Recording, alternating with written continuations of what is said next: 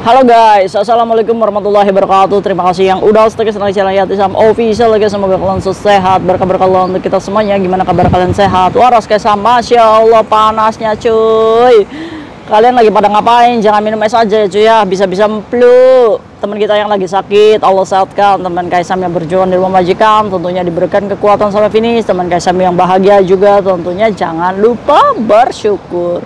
Berdoa aja terus, iya berdoa gratis ya. Jadi kayak Yatisam itu mengajarkan kepada kita semua, ayo cuy kita berdoa minta semustahil-mustahilnya sama Allah. Ya Allah, utang saya 500 juta ya Allah, tapi jika engkau berkehendak lunaskan ya Allah dengan caramu. Ya sabar ya, bukan ngepet, bukan apa. Jadi on proses tuh doanya tuh. Ya diberikan jalan keluar, majikannya baik. Ya itu kan bagian proses ya cuy ya. Amin. Jangan patah semangat cuy, oke? Oke. Bosan ya Kak Isam bahasnya itu terus. Iya orang lagi dibahas-bahas pemerintah ya itu terus ya. Kita ya juga harus belajar gitu kan. Bahkan ada report masuk di Kayak Yatisam kok banyak gitu ya cuy ya. Aneh ya, lucu kalian itu. Satu orang bisa nipu datanya itu sampai 10 pekerja migran Indonesia. Nipu sampai 8 datanya pekerja migran Indonesia. Lah, kalian itu kalau misalkan sudah tidak dibayar sama orang ya, kalian baru merasa ditipu. Kemarin-kemarin kemana? Saat kalian tanda tangan sendiri dengan sadar, saat kalian menerima uangnya dengan sadar dari bank, kalian itu lagi ngapain? Saya dikemat Kayak Yatisam. Orang saya nurut aja, bukan nurut aja ya. Ini karena mungkin kalian itu lemah hatinya gitu. Diiming-imingi sama teman yang udah jelas-jelas dia itu ada turunan garong ya cuy ya. Kalian itu lemah, cuma diiming-imingi.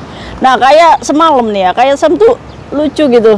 Ya Allah Gusti, ini mbaknya nih baru 6 bulan ya datang ke Hong Kong. Dari melalui PT, otomatis ini anak baru yang nggak tahu apa-apa dan nggak tahu pertemanan dan lingkungan ya. Mungkin sepolos-polosnya dia itu dikerjai sama saudaranya sendiri cuy. Jadi dikerjai sama ponakannya sendiri ya. Mungkin ponakannya udah terlilit banyak utang di sini ya kan. Ada saudaranya baru di sini, wah lumayan nih dapat 30.000 nih, bisa nih ajukan bank ya kan. Nah, kena cuy. Nangis-nangis semalam itu. Jadi si pekerja migran ini cuy datang ke Hong Kong dari PT ya, dia baru 6 bulan dan baru selesai potongan agensi, dan alhamdulillahnya agensinya juga nggak baik ya cuy ya menurut Kayak Yatisam. Jadi si mbaknya ini baru pencairan minggu lalu cuy. Nah pencairan minggu lalu ini yang memproseskan itu semuanya ponakannya. Jadi dia punya ponakan di sini, udah lama di sini. Dia ini mepet saudaranya sendiri yang 6 bulan ini ya cuy ya untuk ambil bank. Awalnya sih menolak. Awalnya menolak si mbaknya nih ya. Kita sebut aja Mbak A. Ini Mbak A sih alasnya menolak. Enggak takut saya. Enggak apa-apa kok, aman kok. Orang saya yang bayar, gaji saya juga cukup. Ya kan kata ponakannya ini coy. Akhirnya diiming-imingi apapun ya cuy ya. Ya kita ya kalau misalkan dari Indonesia melihat diiming-imingi 2.500 aja itu udah 5 juta ya. Lumayan ya untuk anak kita jajan gitu. Apalagi dia ponakan kita gitu loh cuy. Yang di pikirannya nggak mungkin banget dia nipu gitu, nggak mungkin banget ya kan. Dengan segala keyakinannya ini ngepush si Mbak A, akhirnya Mbak A luluh cuy. Ya wis lah terserah kamu aja, yang penting saya mah taunya nggak repot. Iya wis, kamu nggak apa-apa, kamu datang aja tinggal bawa dokumen lengkap udah, nanti saya kasih 2.500. Pencair lah tuh di minggu lalu, cair, dan saya memang dikasih fee Kayak Yatisam 2.500. Setelah Kayak Yatisam desak, nggak mungkin banget nih kalau kamu nggak dapat duit mau kayak gini. Iya Kayak Yatisam. Ya inilah, kalian tuh bodoh hakiki gitu. Kayak Yatisam kasar banget ngomongnya ya. Oh iya jelas, kalau misalkan cair 20.000 nih misalkan, kita cuma dikasih 2.500, berarti dia untung berapa? Untung 17.500. 17.500 apa enggak berapa tuh? 24 juta. Bener nggak? Iya kan? Nah, kita dapat apa? Kita cuma dapat 5 juta. Dan itu pun bukan uangnya ponakanmu gitu. Uangnya bank gitu. Jadi ponakanmu itu ngerampok melalui kamu gitu. Yang pintar siapa? Yang pintar ya ponakannya. Ini bangsitnya ya saudara-saudara kita nih ya. Yang mengepus saudara-saudaranya yang baru berjuang di Hong Kong. Dengan begini, kalian itu bangsit cuy. Kamu tahu nggak nasib kerjaannya dia? Ini belum 10 bulan. Belum ada di titik dia ini lolos buka kunci data. Kalau dia di-terminate majikan, otomatis dia kerja di Hong Kong. Ini mending nih agensinya mau membantu cari majikan lagi kalau di-terminate ya posisinya. Kalau posisinya agennya yang emlay gitu, majikannya yang sudah tidak mau, kamu adalah penghancur hidup keluargamu sendiri. Banyak di luar sana saudara-saudara kita di sini tuh memanfaatkan ya keluguan-keluguan saudara-saudaranya yang baru datang ke sini tuh dengan ya kayak gini. Kalian tuh kalau senior di Hong Kong, kalau kalian udah keprosok, udah hancur, jangan hancurkan rezeki saudara kita sendiri ya cuy. Boro-boro kamu tuh kasih Pepsodent kayak sabun, ya yuk sister, kamu belum punya apa di sini? Ayo saya kasih sikat gigi, kasih saya odol, kasih sabun, kasih sambal terasi, iya kan?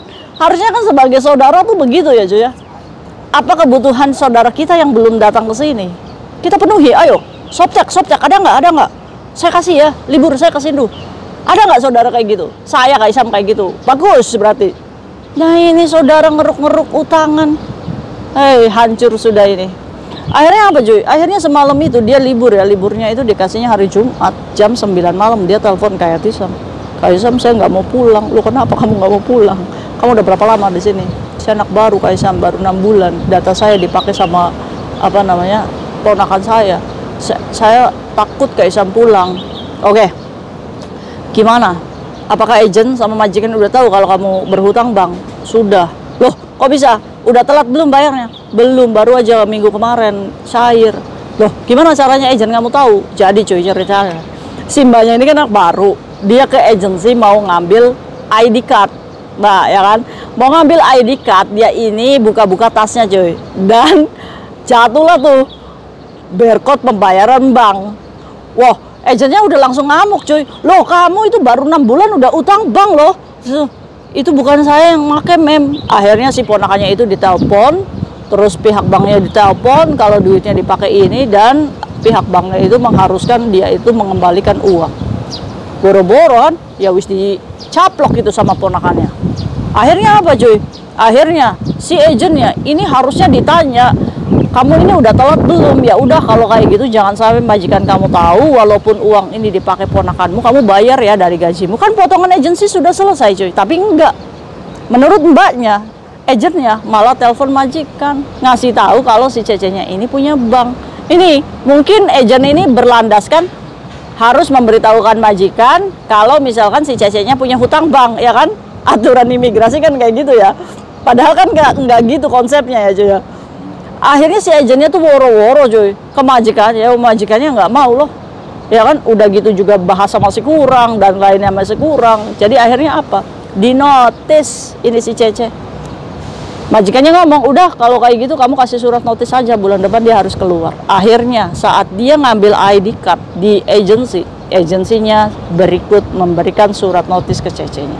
Akhirnya si Cecenya ini pulang membawa ID card baru dengan surat notis. Datanya masih belum kebuka cuy. Ini 8 bulan, 10 bulan ya datanya masih kebuka.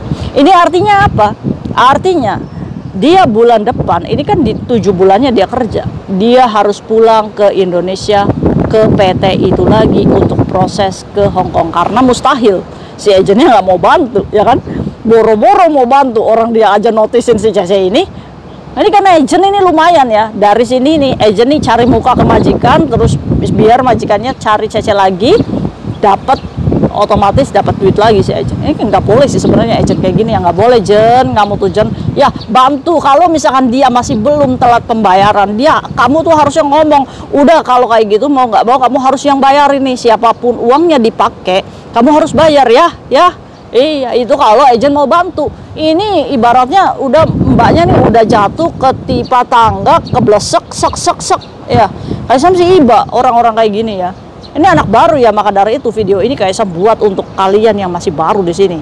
Dengerin, di sini di Hong Kong itu kita tuh nggak ada yang namanya saudara, cuy. Ya, kalau duit masing-masing, ya gaji udah sendiri-sendiri.